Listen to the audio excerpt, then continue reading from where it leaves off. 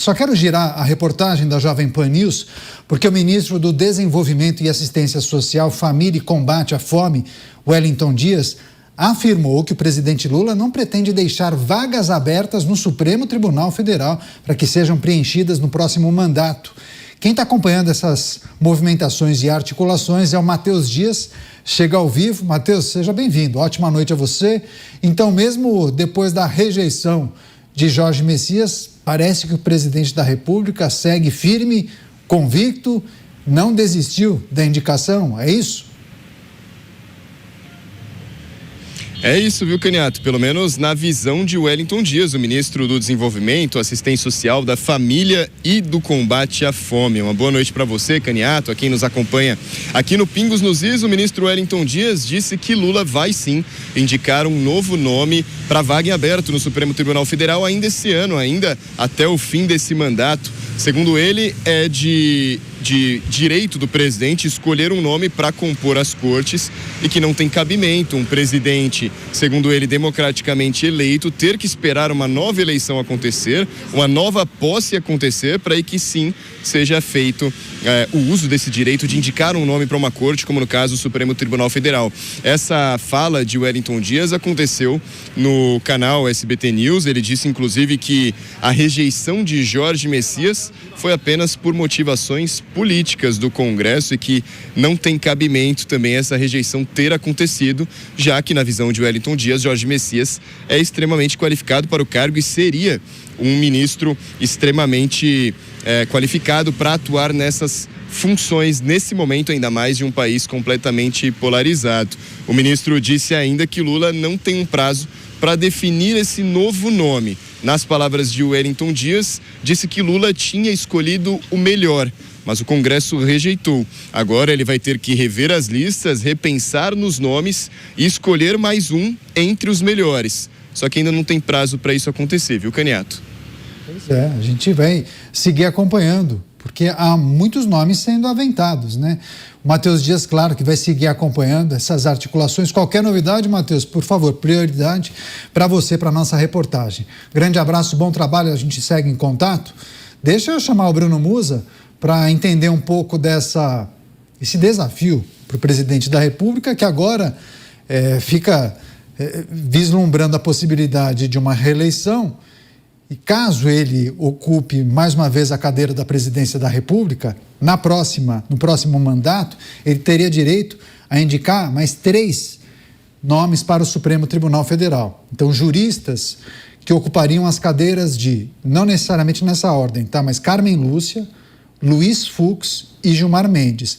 Lembrando que a vaga de Luiz Roberto Barroso segue vazia, vaga. Então, seriam 4 nomes, né? Se ele vence a próxima eleição. E aí, Musa, me parece que Lula querer ou não faz muita diferença, né? Porque parece que a chave do cofre está com Davi Alcolumbre agora, né? Perceba o perigo do que você falou, né? Mais 3, fora os que já estão lá indicados. E mais, se a pressão continua dessa forma, Caniato, será que outros também não sairão da Suprema Corte, seja pedindo para sair ou por um eventual processo de impeachment? Enfim, ou seja, poderia ter inclusive mais possibilidades. Eu nunca mais me esqueço de um discurso duro do próprio Lula nos anos 80, falando que um projeto de poder no Brasil demoraria por volta de 40 anos para ser concretizado. Basicamente, final dos anos 80, para agora, façamos a matemática. Realmente, isso me deixa bastante preocupado. Porém, por outro lado, como você muito bem falou, talvez a vontade dele de indicar não mais seja uma simples concretização de um determinado poder ou conquista, digamos assim. Afinal de contas, nós vimos agora a quase que inédita rejeição do próprio, digamos, ia falar ministro, mas do próprio Messias, que tinha sido indicado por ele. Eu digo quase inédito, porque a última tinha sido lá atrás, em Floriano Peixoto, 132 anos atrás. Então, realmente, é um risco para ele fazer essa indicação nesse momento. Não sei se ele assumirá, de fato, esse risco, mas nesse momento de rota de colisão que ele está com o Legislativo, claramente é um risco. Mas eu não acho E, de novo, podemos errar, eu não achava que haveria essa rejeição. Eu não acho que ele faria uma nova indicação sem ter uma nova articulação por trás feita. Não sabemos como está, afinal de contas, as pesquisas continuam mostrando um alto nível de rejeição do próprio governo, ninguém foi reeleito ou eleito com esse nível de rejeição atual, consequentemente, há um risco importante para isso. Mas eu continuo lembrando aqui, quando passou o carnaval, eu vou deixar essa reflexão para a gente pensar, eu falei que, a minha opinião, cabe juízo e possibilidades, inclusive de erros claras, que durante o processo de eleição, quem presidirá o TSE presidirá e vice-presidente será dois ministros indicados pelo governo anterior. Não sei se, pelo menos pelo Nunes, isso corresponderia a alguma coisa importante ou não, mas que, se Lula em algum momento não viesse a ser candidato, ele faria alguns movimentos importantes para parecer que ele estaria sendo vítima de um processo, digamos, dentro do judiciário, mas que caberia uma politização, um viés político para ele se vitimizar e, obviamente, dizer, ora, vou tirar o meu cavalinho de cena, não mais participarei desse pleito, afinal de contas, agora nós temos aqui um TSE com ministros indicados pelo governo anterior. Talvez uma nova indicação para uma eventual derrota poderia caber uma dupla interpretação em cima disso. É uma mera conjectura, mas seria um risco altamente grande para ele assumir nesse momento, ainda mais dessa rota de colisão, mas essa rota de colisão também, ela vale até a página 2. Nada que umas boas trocas no campo da política brasileira mude as ideias das pessoas. Pois é, lembrando a nossa audiência que a enquete já está publicada, tem a ver com a delação de Daniel Vorcaro. Se você puder, manifeste a sua opinião. Portal da Jovem Pan e também no YouTube de Os Pingos nos Is. Deixa eu passar para o Mota para analisar essa informação trazida pelo Matheus Dias, o nosso repórter. Presidente da República parece que não desistiu de indicar um nome para a vaga de Luiz Roberto Barroso, mesmo após a rejeição de Jorge Messias. Eu me lembro que há alguns dias falavam na possibilidade de ele indicar mais uma vez Jorge Messias. Poxa, coitado do moço, imagina passar por essa, 2 rejeições, seria algo terrível, né? Mas parece que dissuadiram o presidente da República de fazer isso. Mesmo assim, ele acredita que poderia convencer Davi Alcolumbre a colocar em votação e conversar com seus pares, com os senadores, para aceitarem a próxima indicação. Enfim, muitos nomes vêm sendo aventados, até daquele que seria o preferido, o predileto por Davi Alcolumbre, que é o político de Minas Gerais, que já presidiu o Senado, inclusive, o Rodrigo Pacheco. Mota. Eu acho improvável mesmo, Caniato, que o governo desista de outra indicação. Afinal, o governo não tem nada a perder. Quem já passou pela humilhação de uma rejeição pode muito bem passar por outra. O valor de ter um amigo na corte justifica qualquer vexame. Afinal, se não me falha a memória, pois segundo um dos integrantes da própria corte, né, que teria dito que se não fosse por essa amizade, talvez esse governo nem existisse. Pois é, a vaga de Luiz Roberto Barroso e a indicação do atual presidente ou o Senado Federal na figura de Davi Alcolumbre atravancaria todo esse processo e deixaria isso para o próximo presidente da República. Você, Dávila, se isso acontecer, o próximo presidente da República indicaria 4 figuras, 4 nomes para o Supremo Tribunal Federal. E, convenhamos, né, 4 novos nomes no Supremo, você muda a cara da Suprema Corte. Então, a depender do presidente da República e da linha que ele adotar para indicar os integrantes do Supremo, isso tem um peso e uma importância fora do comum, não? Certamente, Caniato, e uma importância fundamental para reformar o Supremo Tribunal Federal. Além de mudanças na legislação para resgatar o papel de corte constitucional, É preciso ter pessoas que se comportem como ministros do Supremo Tribunal Federal, de acordo com o artigo 102 da Constituição. Ou seja, que tenha o tal do notório saber e reputação ilibada. Isso pode ser, sim, o começo do fim do ativismo judicial. Agora, um último ponto sobre essa questão do presidente Lula. Depois de uma derrota de 7-1, o time fica com dor no lombo, né? E pensa duas vezes antes de entrar em campo de novo. O único nome que conseguiria ser aprovado nas próximas 6 semanas, não podemos esquecer, nós temos apenas mais 6 semanas de Congresso Nacional, porque dia 24 de junho é dia de São João, ali para o Congresso Nacional e a partir dali começa o ritmo de eleição.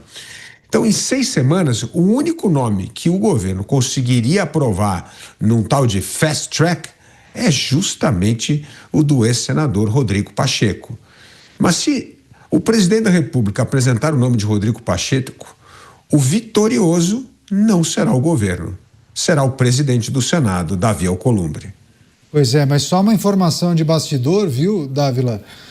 Existe sim o nome de Rodrigo Pacheco sendo aventado em Brasília, mas para um outro cargo, salvo engano, do Tribunal de Contas. Existe a possibilidade, porque o atual chefe do Tribunal de Contas parece que estaria negociando com a iniciativa privada. Então, vamos aguardar, né? Mas tem, inclusive, eu vou girar isso com o Cristiano Beraldo, tem uma articulação de bastidor de entidades que estariam colocando até Guilherme Boulos na jogada para indicar uma jurista negra, uma promotora negra para a vaga de Luiz Roberto Barroso. Você, Beraldo, que é preciso considerar essa articulação de entidades de esquerda que se utilizariam da proximidade de Guilherme Boulos com o presidente da República para indicarem uma mulher, uma promotora negra para contemplarem, enfim, demandas ou para preencherem uma vaga que essas entidades entendem como sendo necessária nesse momento? O Brasil está lascado, Canhoto. O Brasil não poderá contar com uma Suprema Corte que exerce o seu papel constitucional enquanto tivermos esse tipo de dinâmica. Veja que o presidente da República se manifestou em relação a Messias dizendo que ele é o melhor entre os melhores. Só que, quando você olha para a Constituição brasileira, ela faz referência a notável saber jurídico. E aí eu queria perguntar aos advogados, aos juristas, existe alguma decisão séria, importante, de repercussão tomada no Brasil em que o atual advogado-geral da União é citado como referência? Quer dizer, o seu notável saber jurídico é tão evidente que o universo do judiciário brasileiro tem nele uma referência de jurista? Eu realmente não tenho essa informação, mas desconfio que isso não é verdade.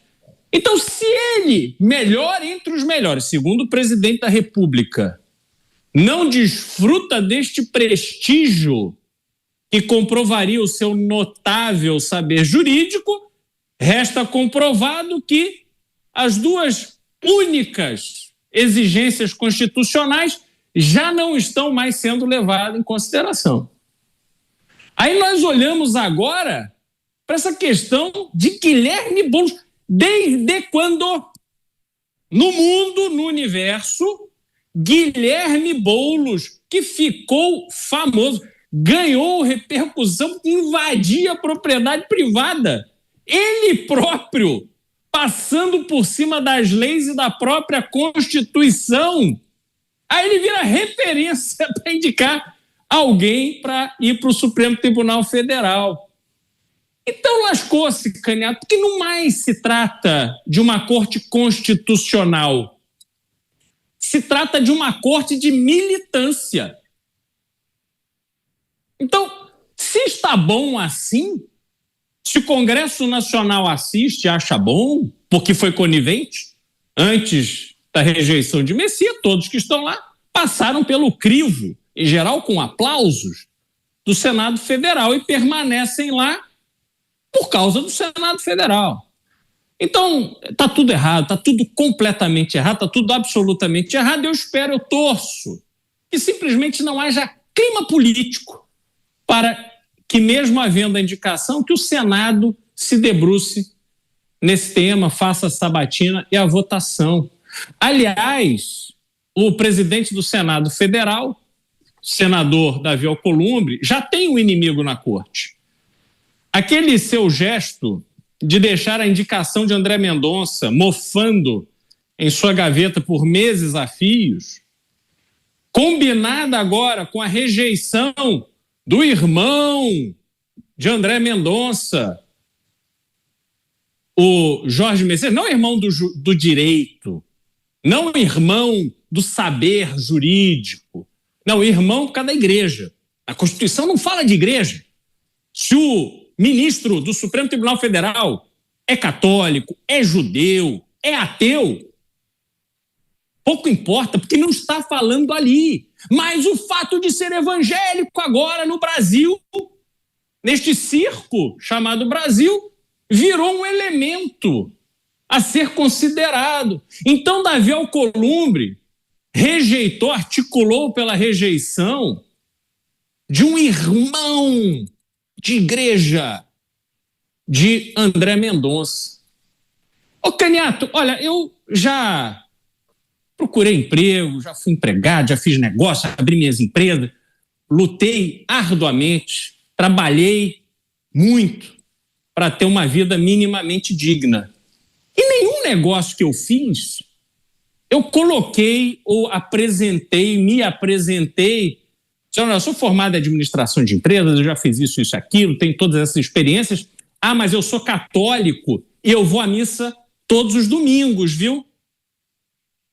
Porque apesar de eu ser católico, apesar de eu temer a Deus, apesar de eu ir à missa todos os domingos, que posso, infelizmente, às vezes acabo não conseguindo ir, isso não é um elemento de discussão para absolutamente nada. Isto quer dizer, do meu contato, de como eu levo a minha vida, daquilo que eu acredito e a quem eu temo. Mas isso não é um assunto. Agora não. Agora virou um assunto. Então, Caniato, para resumir esse circo, o presidente, no meu entendimento, o presidente do Supremo Tribunal Federal, não tem nenhum estímulo para ele fazer mais um inimigo ali, na rejeição ou na articulação. Então, o melhor que pode acontecer é essa indicação ficar guardada no fundo da gaveta.